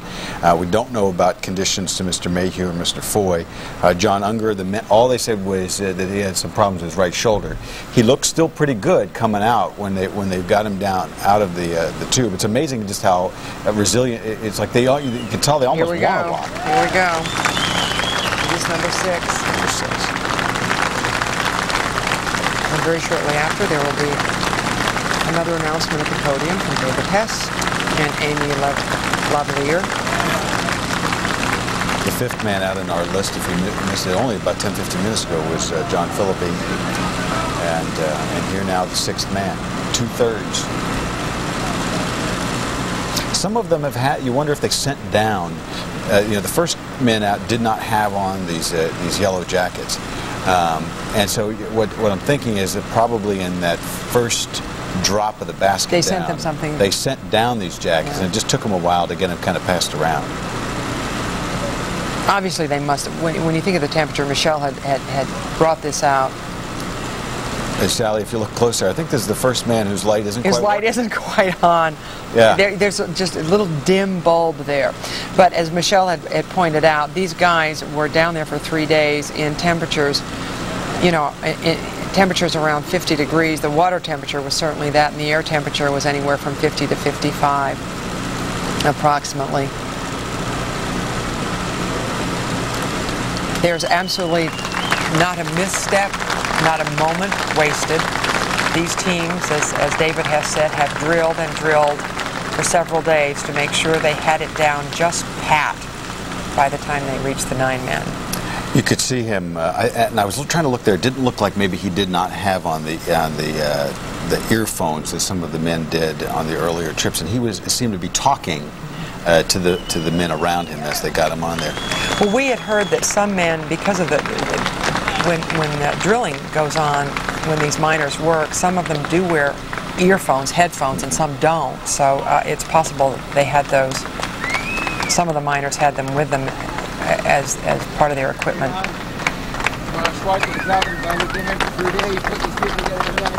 The Governor Schweiker kind of talking to the men as they walk up. This is about as close as he's gotten, I think, to some of the men as the other men and women on the emergency team worked their way up the hill. Dave Hess, if you missed it about 20 minutes ago. Here comes. In fact, let's listen to Dave Hess, who's up at the podium right now.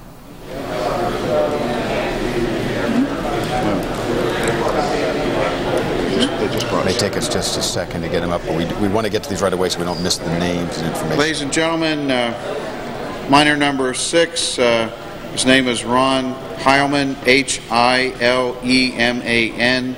age 49. He was brought up approximately 210. About approximately 210.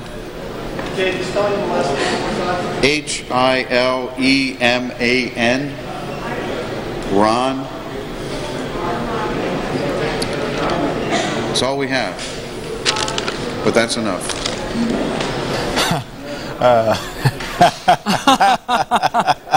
What is it he said in the first, when they brought the first one out, they were asking his condition, and he said, he's alive. He's alive. That's all we have, but that's enough. And Ron, and in the town of Gray, that is enough tonight. Ron Heilman, one of those men from that town, about maybe 8 or 9 miles to north of Cute Creek. He's the one we were talking about just last week, kind of got that hunting license renewed. His wife runs a daycare center, loves to talk to the kids and talk tells them stories about his hunting exploits. Yeah. Now his survival exploits, I'm sure, will be a topic of conversation, and the kids will, you can see them sitting around him.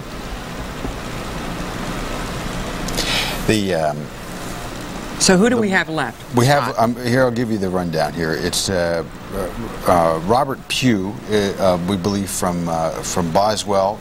We also have Mark Papernak, who's from Somerset. And I think David Mullen is one of the names that we had kind of in question throughout. And I think it may be, I'm not exactly sure why we've seen kind of some questionable reports. I'm pretty sure that he'd be the one, but those are the 3. As we watch these men as they kind of refit it and get it to drop back down, this is the express elevator that's working out there at Cute Creek right now. I'm going to bring back in Wendy Bell. Wendy, what have you just been watching this astounded as we have? Maybe she can't hear us quite Wendy? just yet. Point. Can you hear us? Yeah, now we didn't hear you. Okay, what I wanted to let you know is that we can't see any of the live video that you're seeing, so you're seeing all these things firsthand. And what we have inside in this command center, this makeshift command center, is in this empty Giant Eagle. We're all in the parking lot. All the media are in there, and you would think that there would be community members, family members, other people milling about. It's a virtual ghost town, which is very interesting. It seems like almost the people are at home glued to their television sets, as all of you at home are doing the exact same thing. We've been to a couple of the local bars, a couple of the restaurants that are still open, and not a lot of people in them. I think it's, if I could say it not too cornily, it's a time for people to be with their families. It's a time for them to be together at home to watch these amazing developments unfold live as you narrate them for us. And it's a wonderful, almost sense of calm and quiet here, as very matter-of-factly David Hess and these others take the podium and say, hey, number 5, number 6. And it's really neat. It's really wonderful. So fearful that it could have been such a somber night, and yet there's this elation. I think you pointed out a very good thing, a time for family, and we know that as they restricted that Sipesville Fire Hall to the immediate family, there were a lot of cousins and others who wanted to get out there and couldn't. That you no doubt they're sitting around family rooms, on couches, around dining tables, just kind of holding on as they watch. Is it going to be their loved one coming up next, and just waiting for the word? Clearly. Town of about, I'm sorry, Sally, town of about 8,000 people make up this this immediate community here, and so many of the people who've stopped by to say, hey, we've been watching your live coverage, thank you for doing this, say to us, you know, we all know each other, we're all connected in some way, and what you were saying is how, you know, this was really teetering on the balance. Which way is this going to go? Are we going to be out here for 77, 80 hours and have a horrible outcome, or is this going to go the other way? The photographer behind the camera, who you're not going to see tonight, Lenny Todd, said to me, in my 22 years in this business, I've never had such a tragic possibility end so positively. This is such a good ending, and all of us just kind of sit back and you almost don't have much to say. You just kind of look at each other and say, wow. And exactly, and it makes you, I'm sure you especially, Wendy, with your 2 young children, makes you want to go home and hug your family members. That seems to be the real wonderful period to put on it. And there, it's wonderful. A fraternity not only of certain communities, but probably also of the families and the men and women surrounding this workforce. We talked a lot about the fact that probably so many of us were surprised that they did this kind of coal mining. Even some people in Somerset County, they thought it all strip mining and really weren't aware about how active there was in deep mining. And that we have Pennsylvania as the 4th largest coal producing state. To think of what goes on in Somerset County, and to realize that Greene County here is the #1 coal-producing county by county in the country. And so as each county is looked at here, you know that there are probably guys just getting off their shift, just getting home and having a snack, and just getting word that their brothers in this profession are coming out safely one by one. And as that sign on the turnpike so cogently says, all 9 are alive. Now we're going to be kind of alternating as we look at this, the live video, as we've had the 6th man out, and we're waiting for the other 3. We're not always that clever as we try to get our headlines on and put the banners up on the screen, and to put up live team coverage doesn't take an enormous amount of creativity, but Mine Miracle is what it says on our screen and has for the last 2 hours, and that certainly is a remarkable thing. I do want to tell you, Wendy, and I'm getting a little bit of information here from Conemaugh. We do know, and we had told you about 45 minutes ago, that Randy Fogel had arrived, Randall Fogel, maybe they call him Randy, I don't know, had arrived by helicopter there. He had been complaining of some tension in his chest. He is conscious.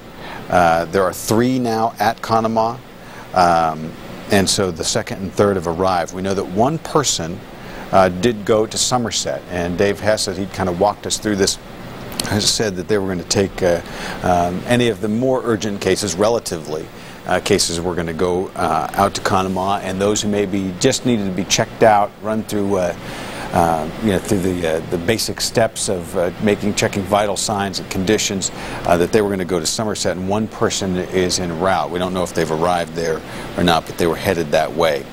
Now, Scott, can you still hear? Sure can. You still hear me? Fire away. You know, one thing that I'm not getting here that you might be getting more information about is these decompression chambers, if you will. I'm not getting much information about if they're even needing those. No, not needed at all. And the key to that, you guys were talking earlier in the evening about how they not only got those pumps in there, but then had to reposition them, and it had lots of complicated equipment. Some surface pumps, some submergible, and they got that water level down not only to where they wanted it, but to a foot under. And so that process, as we were hearing from Bob Dolence, our mine expert who spent so much time with us over the last few days, said that process kind of naturally likely decompressed them. And this is not at all to diminish the efforts of the Navy men and women and the team there they were ready with some very high-tech equipment, ready in the case that they were going to have to deal with that nitrogen buildup in the blood. But and it may have been, we've talked about the heartbreak of that bit breaking. We all many people went to bed the one night thinking maybe they're going to have them out by morning, and when you woke up, that bit had broke. And then as each hurdle came up, that Bob Dolence, our mine expert, said, you know what, there may be a silver lining in this. That it could have been that if they had not gotten that water level down, that it would have been very hard to. It sounded like just like a science experiment. We're going to get the drill down there. We're going to put the cap on, create the airlock. Very complicated thing. A lot of risk could have flooded that chamber, and so by those bolts, the bits breaking, the shafts breaking, all of those things may have been the thing that actually allowed them to get that water down and make this a safe recovery. I'm looking at my clock, about 2:20, and as we've watched this go down, as I called it an express elevator. Here comes number 7. Wendy, I know you can't see it. I've tried to not talk a lot as we've watched each of these come up, but I'll describe it as I can, and as you're just listening here for you. There's respectful applause from the men around. They just watch. I see a young man in the background now on a cell phone, perhaps 12, 13 years old. He's looking on, smiling. And here now, the 7th man to come up. The last couple have had on those yellow rain slickers. This is not the case here. He does have some kind of blanket, maybe got one of those first blankets down and around him. Obviously, the men that have been down there now for a little while, they've been able to deal with some of the supplies that were sent down. I don't mind recapping the quote that we got for those of you kind of just checking in. The first thing they asked when they got that phone connection down there, the first words up that we have reported, imagine hearing this on the phone, 9 men ready to get the hell out of here, and we need some chew. Well, they're going to get that, and they got blankets, and they got some candy bars and some things that were ready. Here now, the 7th man coming down on the stretcher.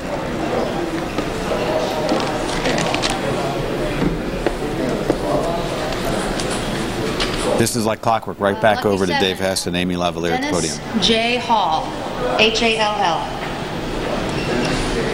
He's 49 years old, and he's a local boy from Johnstown.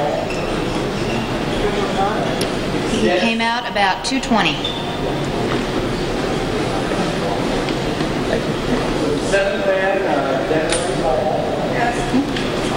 That's good.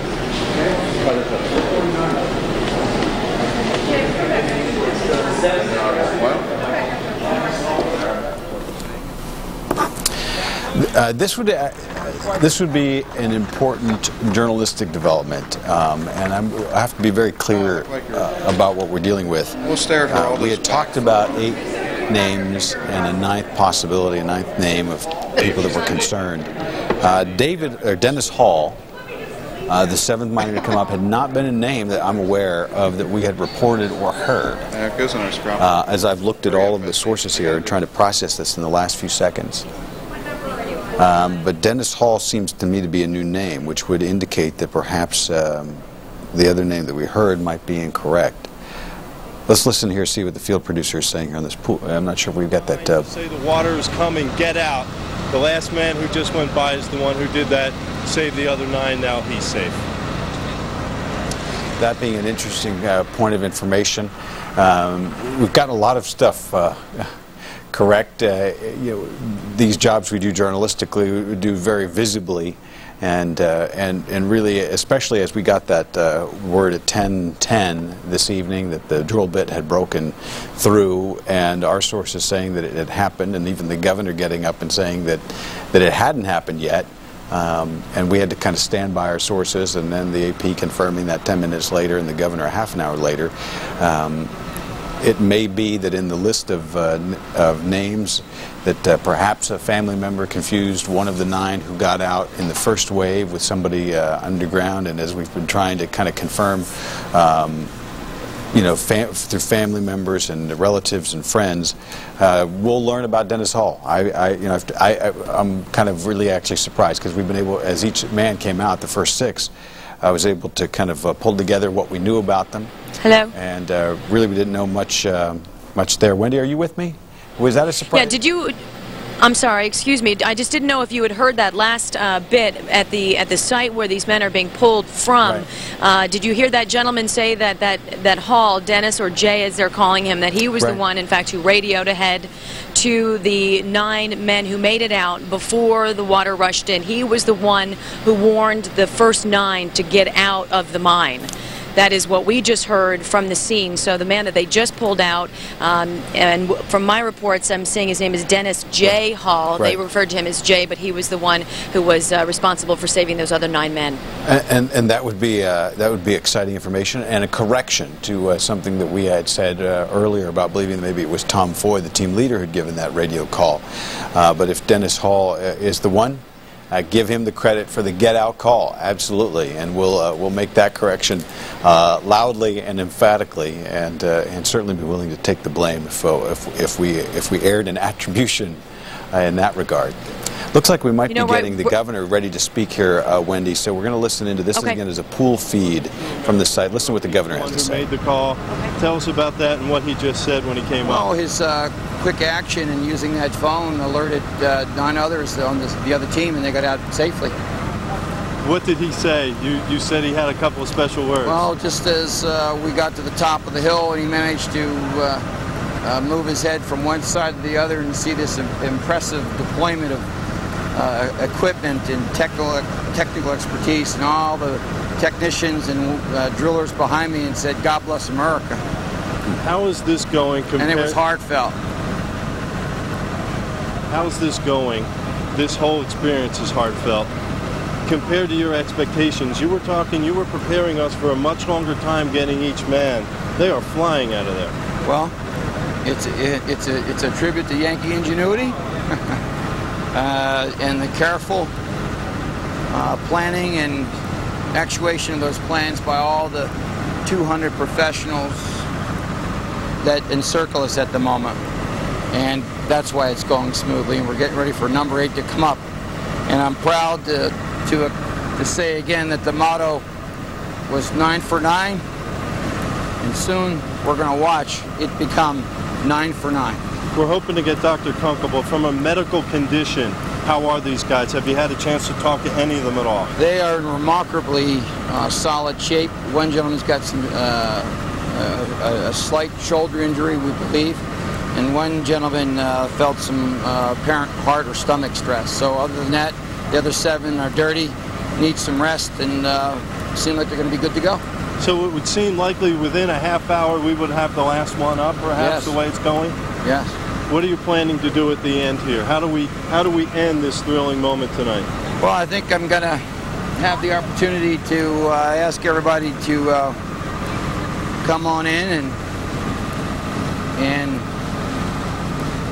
probably acknowledge the good Lord and the incredible talent that they all represent.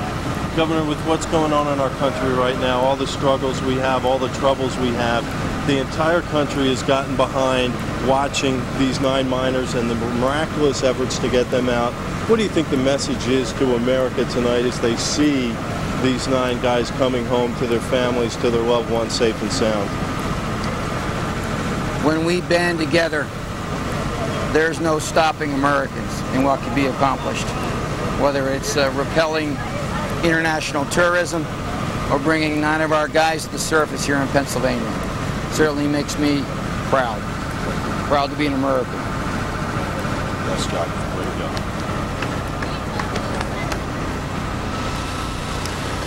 There's 2 more to go. We're at 2:28.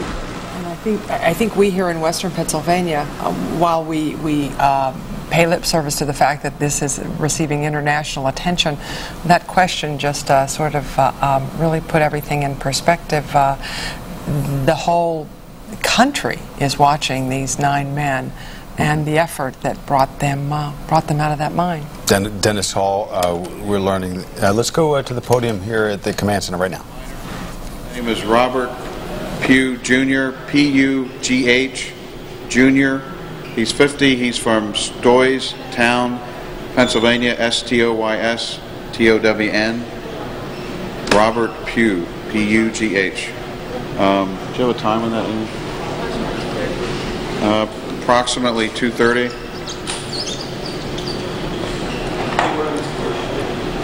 We're trying to get more medical information on on the other miners. We don't have anything else yet.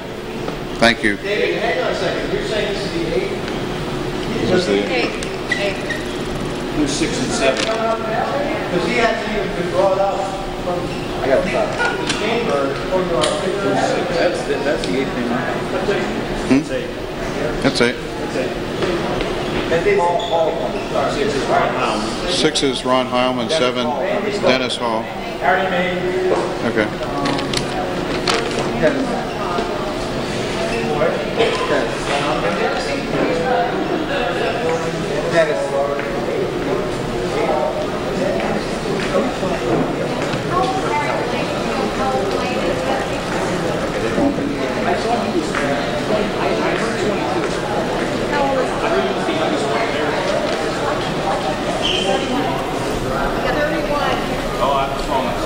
Okay, you're not in a time warp there. At 29:25, David Hess said at 2:30 they brought Robert Pugh out. Well, that hadn't quite happened yet. I think what's happening is they're able to communicate inside to the command center. Remember, that's about 2 miles away. And so they got ahead of themselves, I think maybe 60 or 90 seconds in the sequence there. So there was some little head scratching by the reporters as they talked about Robert Pugh from Stoys Town being the next one to come up, this being the live image here of the 8th miner as he comes up. I like the... So Robert Pugh... Yeah. He's not up yet. This would be him coming up here right at this moment. So, friends and family of Robert Pugh, if you were ready to shout when David Hess said his name, your time will come here in about the next few seconds. Did you see we got just a glimpse of it? There it is. That was the thing I was just going to mention. The list that they're keeping. Our director reading my mind. Just a hand scrawled on a piece of poster board, one name after another, in the times that they come up. And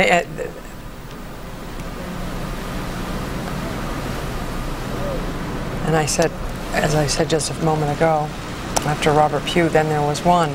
And that's going to have to be. And Sally, as you went out to get some more information, there was an interesting development, I think an important one. Mark Papernak is likely to be the last one to come up here. We have listed, but there was a name that came up that had not been one that we were reporting as the evening went on, Dennis Hall. And so that may mean that one of the other names we had mentioned earlier may have been incorrect. It's an important thing to make sure that we're setting straight, since Dennis Hall was not only the unnamed miner, but the one apparently who made the phone call.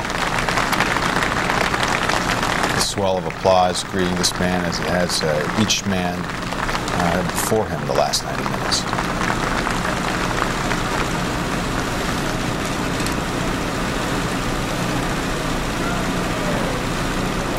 And you really can see how soaking wet they are. And can you imagine anybody ever so glad to turn off their headlamp? And that lamp burning strongly still. But you now have a sense of how miserable the conditions had to have been for 3 days. making their survival all the more amazing. Remarkable. Maybe we'll know more. Maybe that heated air made all the difference. And remember all the frustration that we felt. I'll hold that thought as well.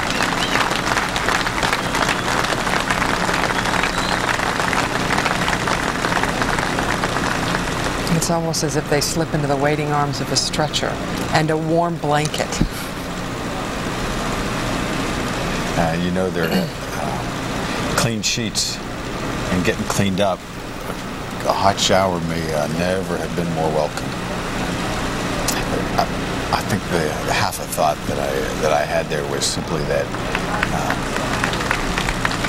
as we were frustrated, as time and time again, they would say, we can't stop to listen for tapping because we have to keep those compressors on. That hot air may have really made a difference. It may have made a difference. At least you have heard, we've heard terms like malnutrition and dehydration, but I'm sure that there are some minor effects of hypothermia, but clearly not major. Oh, they seemed, all of them seem to be moving arms, legs, looking around, talking. The one thing the governor just shared a couple of minutes ago was the first words of Dennis Hall, or not maybe the first words, but as they got to the top of the hill, and he just said, "God bless America." Oh. And the governor paused a minute and he said, and it was heartfelt, as though we wouldn't have believed it.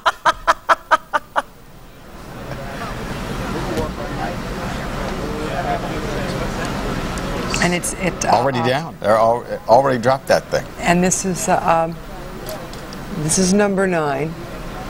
Can you just? I mean, we were watching. And actually, you had said, as I interrupt you, Scott, you had said 2:45. Your guesstimate was not too far off because it'll probably be 5 minutes short of that. Interrupt me anytime, Sally. It's most of what I have to say. And I think that there's. I think some of us at this juncture are incredulous. Who would have thunk it? Unbelievable. Yeah, I wanted to ask David Hess before he left, and what was the low moment? When did you give out hope?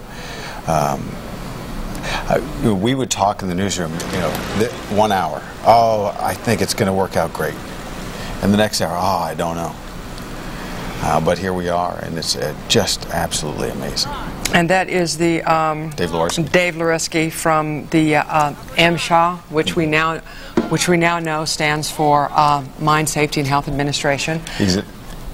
And the governor excited, charging him up there as we go in for the last man, the 9th man. Excited. Yeah, Dave Lewarski is in his position, head of MSHA, as an Assistant Secretary of Labor.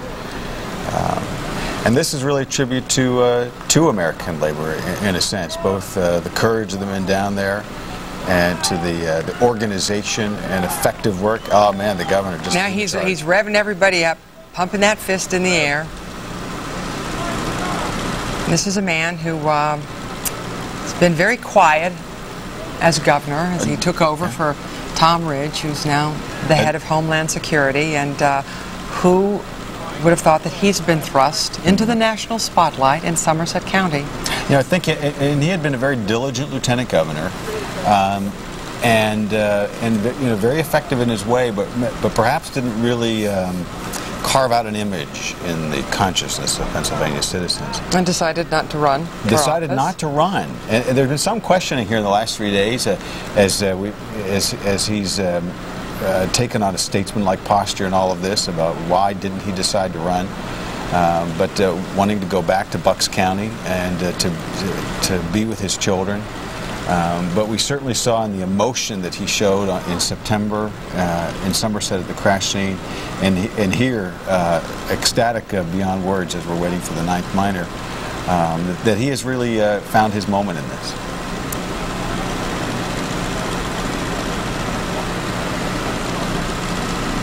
I suppose we could pay tribute if all kinds of credit goes around to everybody on every job.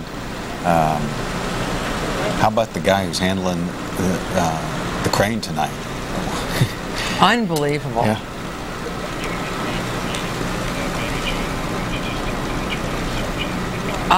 All right, Megan Jones is on the phone, our reporter, and she just talked to the trauma surgeon at Conemaugh Hospital. Megan.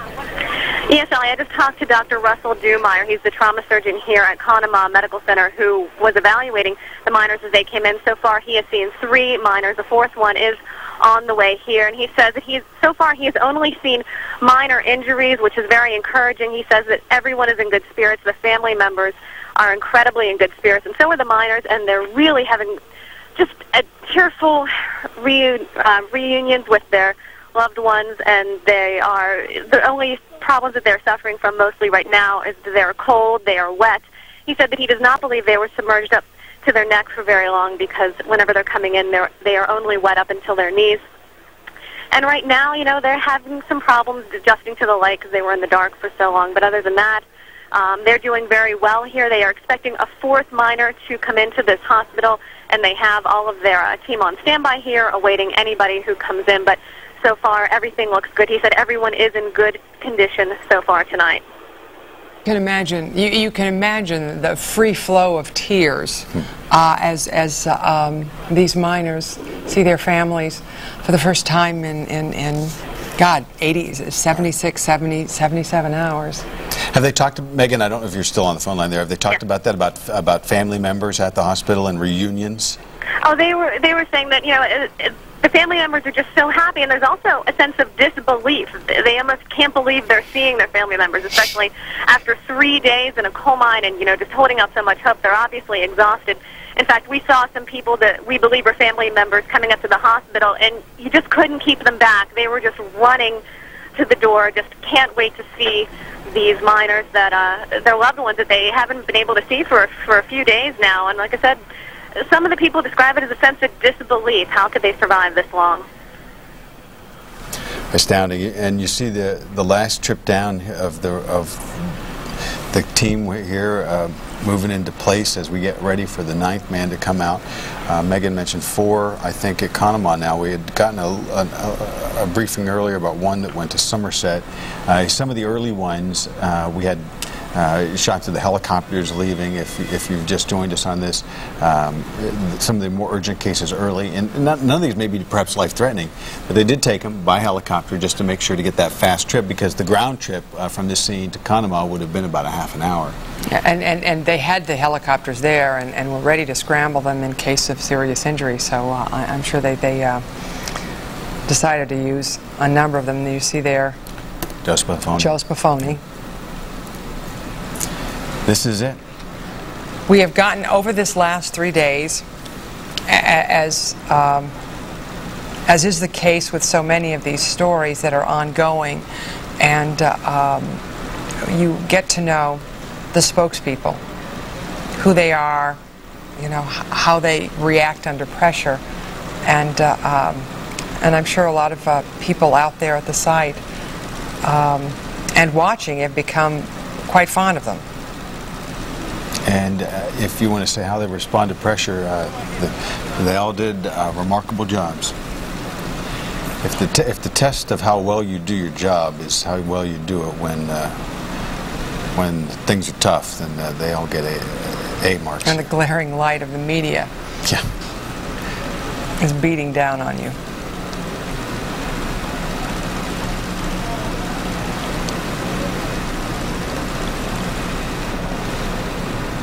This would be the 78th hour, 45 minutes into the 78th hour. And this will be Mark Papernak. We'll recount them here as we maybe get a final update from the folks at DEP. These guys look on, but Randy Fogel first, Blaine Mayhew second, Tom Foy third, John Unger came out fourth, John Philippi fifth, Ron Heilman came out sixth, Dennis Hall, a name we weren't sure about, coming out next was seventh, and then Robert Pugh coming out eighth, and here coming out ninth we would expect it to be Mark Papernak, 40-year-old. As they've given locations, we've seen some of the inaccuracy of our scattered reporting. Like Robert Pugh, we had, I think, put up at one point that he may have been from Farrellton or Boswell. I think they gave his hometown of Stoystown.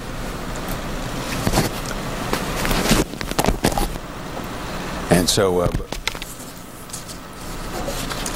we all learn this information as you do, with great expectation and tremendous enjoyment here.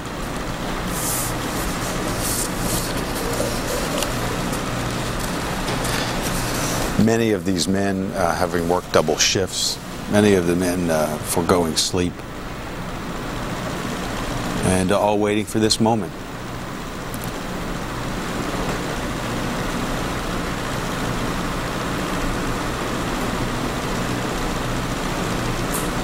This moment shared worldwide as these live images are sent out. The amazing end.